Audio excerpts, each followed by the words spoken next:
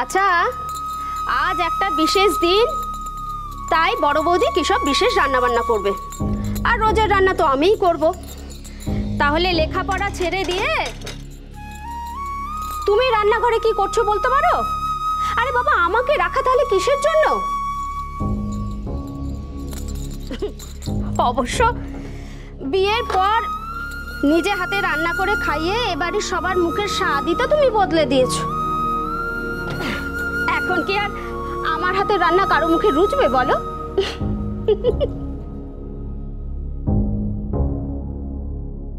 ভালোবাসা কি বোঝো তুমি? ভালোবাসা কি বোঝো তুমি? কি ব্যাপার বলো তো বৌরানী? আমি তখন থেকে একা একা বকে মরছি আর তুমি একটা কথাও বলছো না। কি হয়েছে বৌরানী? কিছু হয়নি তো নয়নদি। কিছু হয়নি বললে হবে বলো? আচ্ছা, অন্যদিন তো দেখি তুমি বই নিয়ে কি সব মুখস্থ টুকস্থ করো, আজকে তো বইও দেখছি না। কি ব্যাপার গো, আজকে তোমার পড়াঠারা কিছু নেই নাকি? ওরে কি হবে নয়নদি, আমি তোকে কিছুতেই খুশি করতে পারি না। ওর যে আমার ওপর কেন এত অভিমান আমি বুঝতেই পারি না। আমি আর কি করবো বলো তো?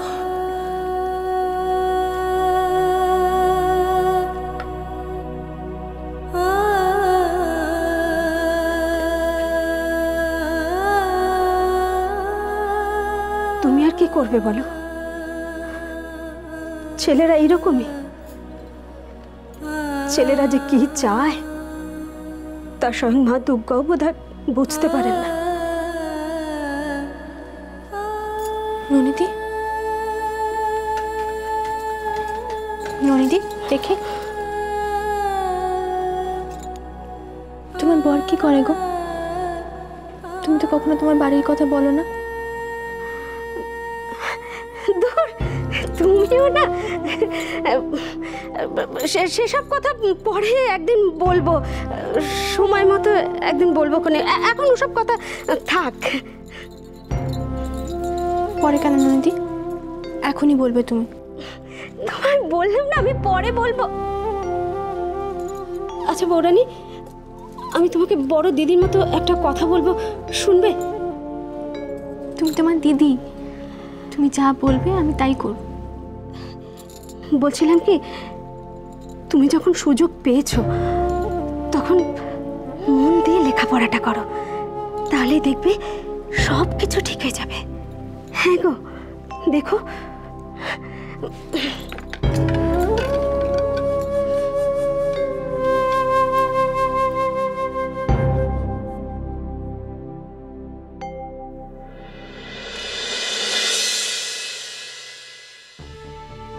ঝিলমিল যদিও বাড়ি যাওয়ার একটা বন্দোবস্ত করে দিয়েছে, কিন্তু তেমন জোরালো কোনো কারণ না থাকলে হুটহাট করে যায় কি করে?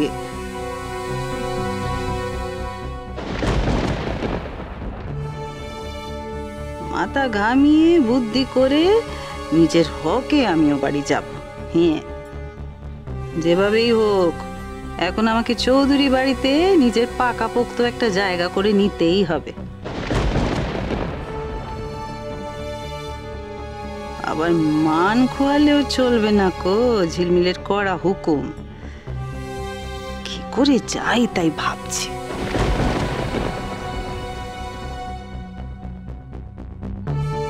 কলক,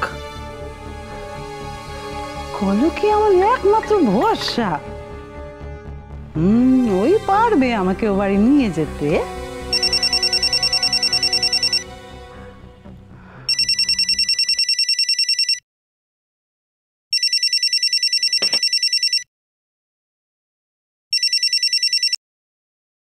বল রে মা। শোনো, ব্যাগপত্র গুছিয়ে রেডি হওয়া শুরু করো। চৌধুরী ম্যানশনে উৎসব শুরু হলো বলে মা। আরে হ্যাঁ, অলির আশীর্বাদ ফাইনাল হয়ে গেছে, মানে আশীর্বাদের ডেট বুঝেছো? কালকেই তো। ওফ মা, মিসেস সিন্দিরা চৌধুরীর মনে যা বল ঢুকেছে না, একেবারে হুড়মুড় করে সব করে ফেলতে চাইছে। সে তোমার ননদের আশীর্বাদ, তুমি আনন্দে লাফাবে বাচ্চা। যাক বাবা, তোমার আবার কি হলো?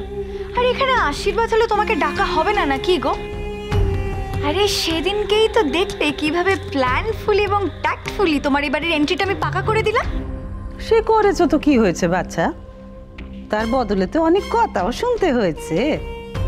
না বাবা না, তোমার শ্বশুর বাড়ি গিয়ে আর আমার আর তোমার বাপের মান সম্মান খোয়াতে পারবো না বাবা। তোমরা সুখে থাকো, শান্তিতে থাকো, তাইলেই হবে। মায়ের হলোটা কি? উফ, কোনটা যে সত্যি আর কোনটা যে অভিনয় বোঝাই দায় হয়েছে আজকাল। এই শোনো, তোমার যে মাঝে মাঝে কি হয় না আমি বুঝতেই পারি না। তোমাকে জানানোর কথা ছিল, আমি জানালাম, ব্যাস। শোনো, আমার 1000টা কাজ আছে, এবার আমি ফোনটা রাখছি। এই শোন, যাক বাবা, তুমি থেকে তুইতে ফিরে এসেছেন। হ্যাঁ বলো। আমি বলছি কনকটাকে একটু ডেকে দে না রে মা, একটু দরকার ছিল। কনক? হ্যাঁ কনক, কনকই আমার প্রবলেম। কি প্রবলেম ওকে নিয়ে? তো কই, আমাদের তো কোনো সমস্যা নেই ওকে নিয়ে। জেঠুমনি, ওর সাথে বিয়েটা আমার হয়েছে। ছোট মা চাইছে ওর সাথে আমি।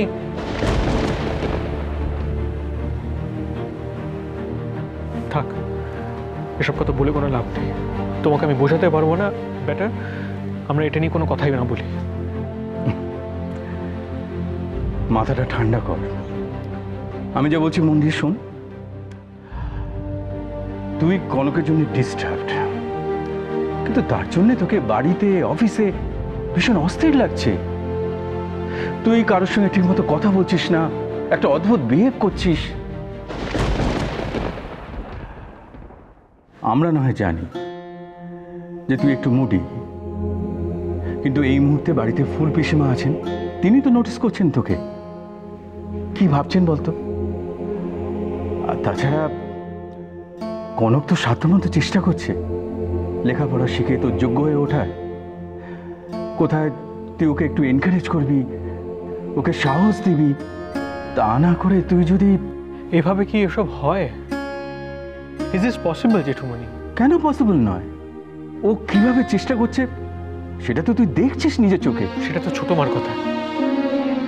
ছোট মা ভাবছে ওকে লেখাপড়া শিখিয়ে, ওকে গাড়ি চালানো শিখিয়ে সোসাইটিতে চলার মতো যোগ্য করে। কিন্তু কিন্তু সেটা কি পসিবল? সেটা কি হতে পারে? আর তাছাড়া ও কি অ্যাডজাস্ট করতে পারবে আমার লাইফস্টাইলের সাথে? সেটা তো তোরও দায়িত্ব, ওকে বোঝার, ওকে হেল্প করার, তাই না? জেঠুমনিকে কি করে বলি আমি কেন বিরক্ত? কনক যে এরকম কিছু একটা করতে পারে সেটা তো আমি ভাবতেও পারিনি।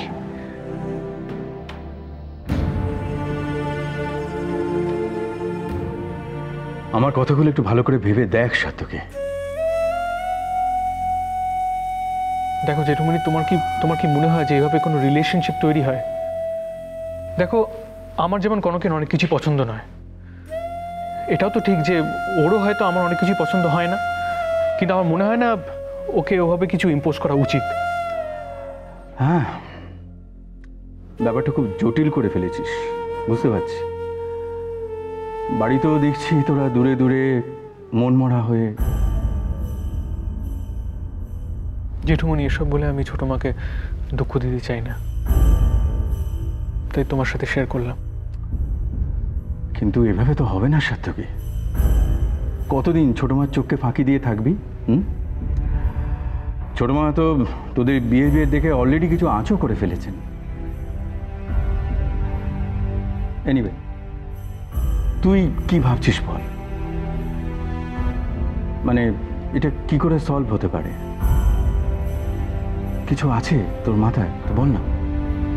আছে, একটাই রাস্তা আছে। কি কি সেটা বল। কনককে আমি জোর করে এই সম্পর্কতে বেঁধে রাখতে চাই না, ওকে মুক্তি দিতে চাই। মানে? আমি কনককে ডিভোর্স দিতে চাই।